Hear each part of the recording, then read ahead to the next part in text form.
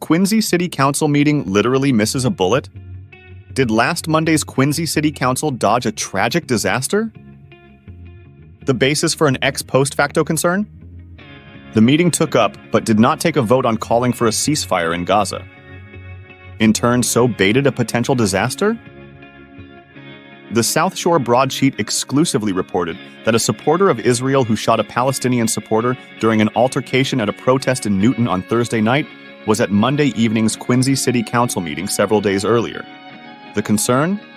The Framingham resident had a license to carry until he was arraigned anyway in Newton District Court on various charges tied to the shooting. Further, while the indicted individual is not Jewish, he has a history of various, at least disconcerting actions as regards protest events and such in the greater Boston area tied to the ongoing carnage in Gaza.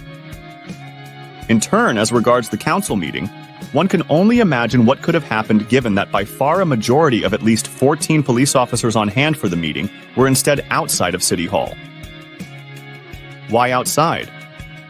The Quincy police officers were monitoring mostly those past a certain age, protesting the city council's approval of an 89% raise for Quincy Mayor Thomas P. Koch and a 50% raise for city council members.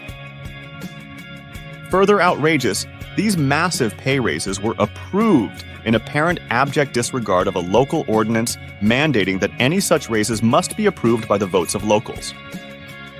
Needless to say, one can now only assume that the city council and the mayor will soon be seeking to obtain magnetometers or other sort of weapons screening equipment, as well as perhaps also seek to impose police pat-downs of anyone attending council meetings, if not also especially those heading into City Hall for whatever reason during business hours.